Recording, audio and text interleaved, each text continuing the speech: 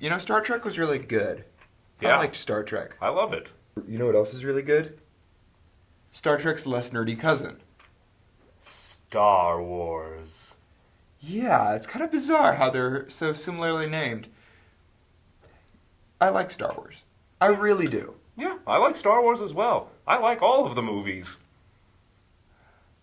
There's going to be an interesting duel that we're going to have. Allow me to introduce myself. I am Darth Alpha. And I am Obi-Wan Omega. Why am I always the bad guy? You picked black. Everybody knows black is bad. Be good one. Racism!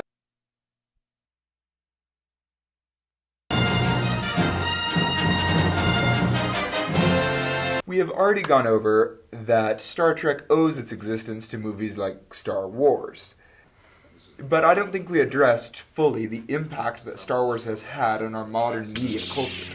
Basically, anyone who became interested in filmmaking and is currently in the business, producing, directing, acting, almost all of them that are in the heads right now are all inspired by this movie.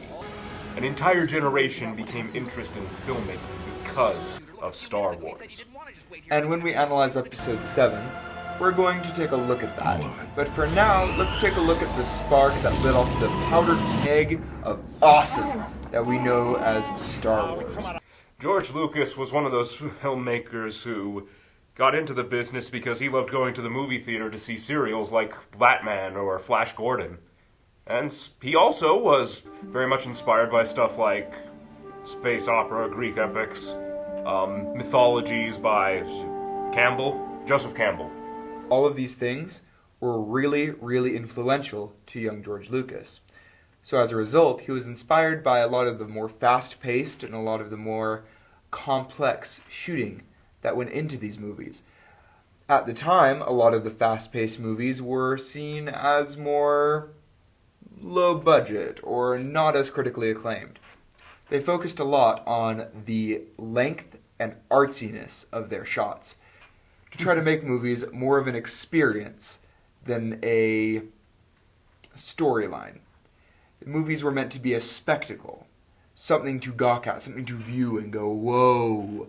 Think 2001: A Space Odyssey, Close Encounters of a Third Kind. So George Lucas became an independent filmmaker, started his own effects company, his own production company, and just started building all of the tools that he would need in order to create Star Wars.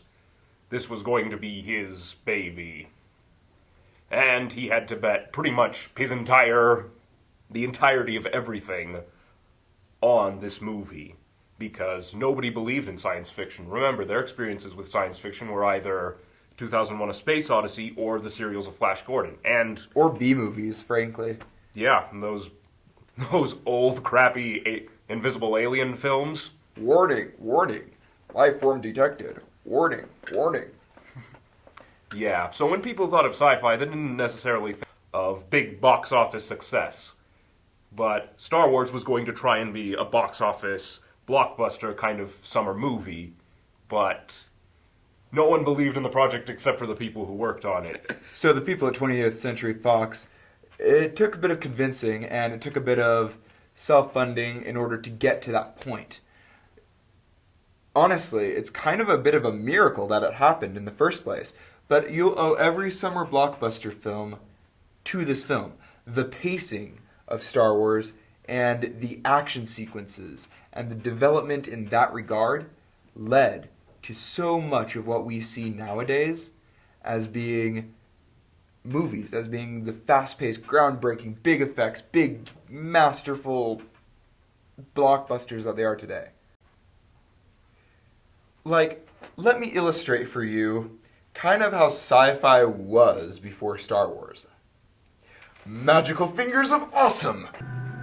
Welcome to generic sci-fi land. Oh. It's a nice place, isn't it? Yeah, it's a lovely place. Look at all of these styrofoam rocks. It's lovely. Yeah, the set pieces are quite, oh my gosh, what on earth is that? Is that a friendly robot? Run! Stormtroopers. Give us a hand with this. I have a theory. Let us test stormtroopers. I want to see just how accurate they really are. Wait, Don't just stand there, try how? to brace it We with don't have any something. targets. Let us let the plot decide. May the plot be with you. Any last words, Rebel Scout? I voted for Wedge Antilles. Go shoot. No, don't shoot.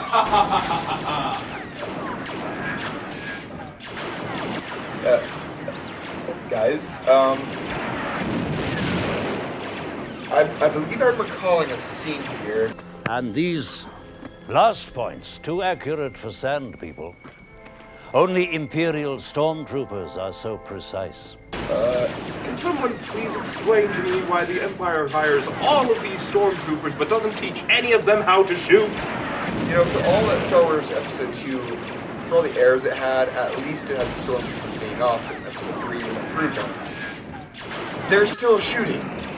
Star Wars is really great. However, hey guys, relax. It is not a perfect movie.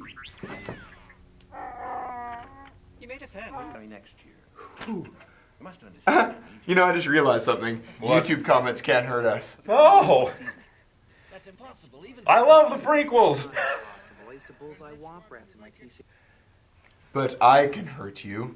Oh, I will be using this effect to great effect. To mass effect.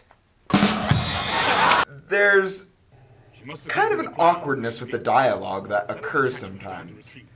I mean, I'm debating whether Princess Leia is British or American. Darth Vader, only you could be so bold. The Imperial Senate will not sit still for this. Governor Tarkin, I should have expected to find you holding Vader's leash. I recognized your foul stench when I was brought on board. Aren't you a little short for a stormtrooper? I don't know who you are or where you came from. But from now on, you do as I tell you, okay? See what I mean? Kind of a little bit weird. More kind of British, come on. I recognized your foul stench when I was brought on board. Which is also an incredibly awkward line. You've been some sort of space diva saying, "Oh man, oh." What? But the nice thing about Princess Leia is that technically right now she's a Disney princess. Alderaan is peaceful. And she's also technically the first one to shoot her enemies. Sorry, Mulan, you've been replaced. This is a hero's journey, like the old mythologies, mixed with the ideas and settings of something out of a Flash Gordon serial. And in that sense, it's a really fun, great synthesis of classical elements and some old-timey B-movie sci-fi films. And frankly, it's a blast, honestly. There are a few issues with some of the ideas it has. Seems okay if we can get to it. Just hope the old man got the tractor beam out of commission.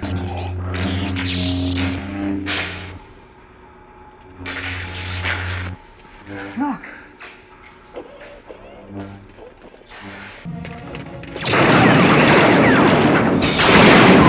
As you can see, the Empire's recruitment has gone down since they ended the cloning program. So now we have a whole bunch of stormtroopers who are completely and utterly inept at shooting anything.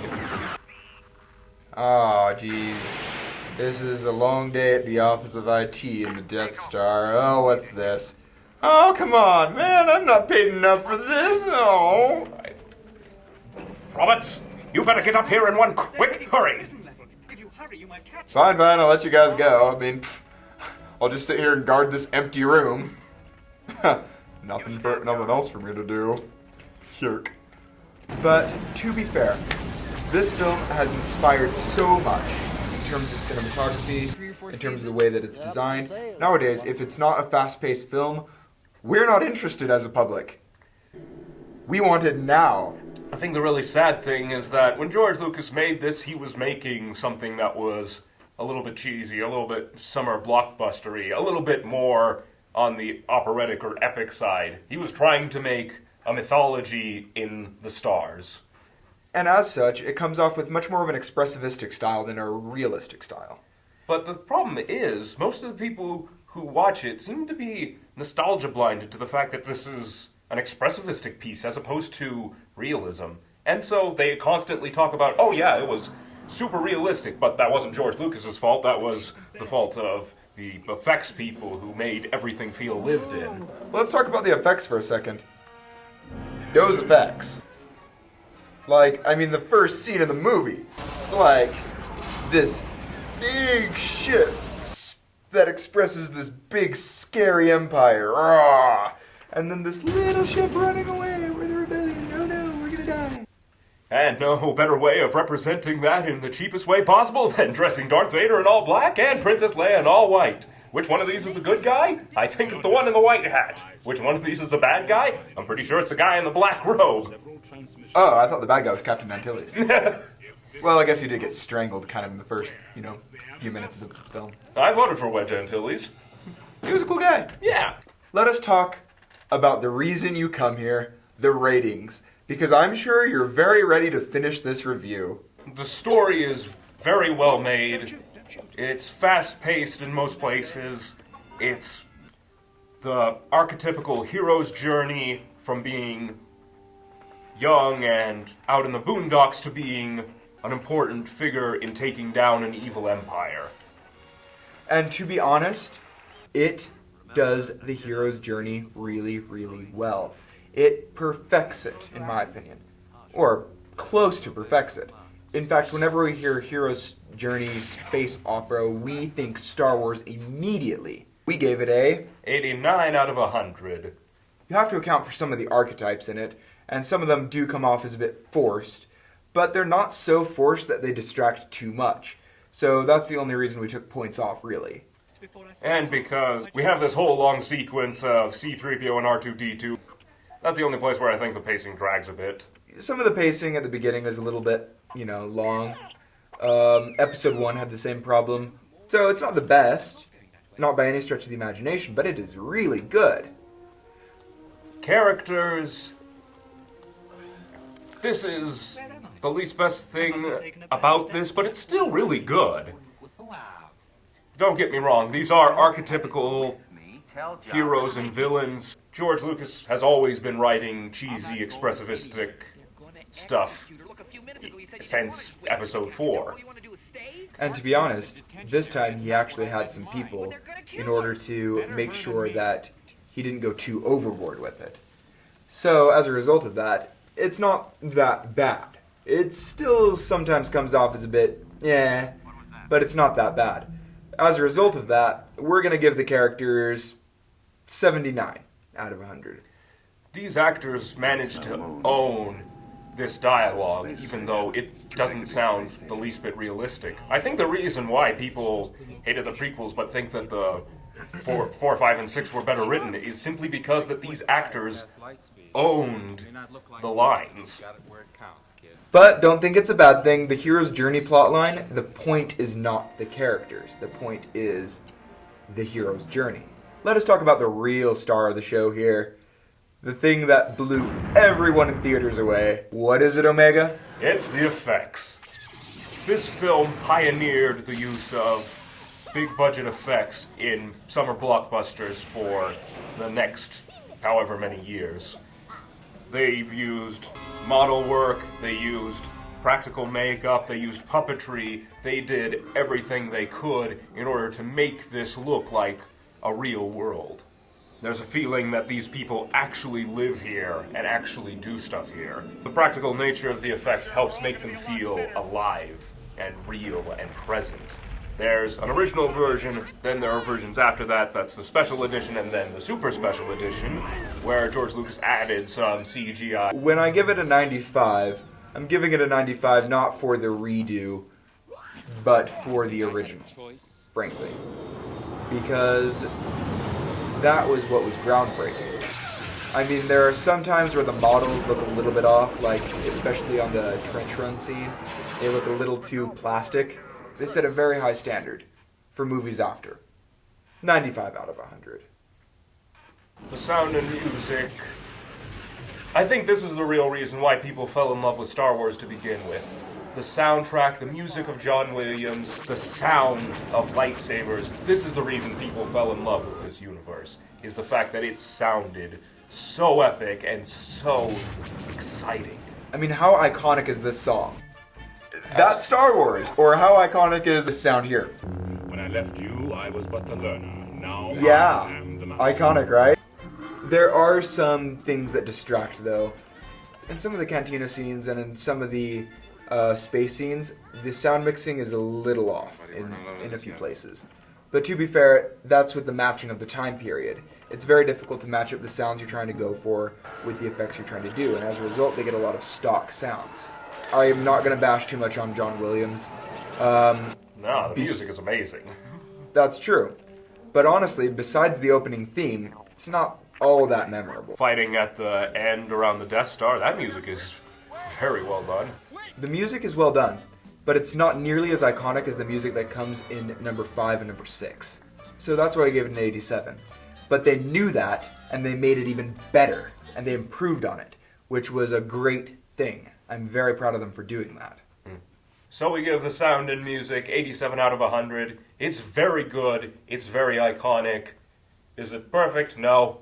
The overall quality, I'm just going to get it out of the way, it's 89. It comes together really well. Because it comes together so well, it can make up for a lot of its shortcomings. That is impressive. Yes, indeed. Yeah. It's a fast. The pacing that would become the standard for all summer blockbusters later on afterwards, that was in Star Wars, is one of the reasons why people fell in love with it. It felt fast-paced. It dropped you into the action. It made you feel for these characters, and it made you feel excited and worried if they were going to get through this. The pacing is really good, and the effects all work together so well. Well, not those CGI ones, but to be honest, that's because CGI was in its early stages when George Lucas was pioneering it in the special edition Star Wars and in the prequels. So, I'd watch the original with their effects and their puppet work. It's really good. Which gives us an average score of 87.8, which means... Pragmus Club!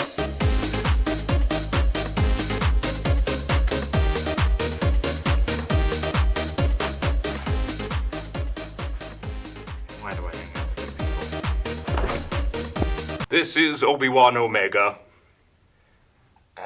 This is Darth Alpha. Insert catchphrase.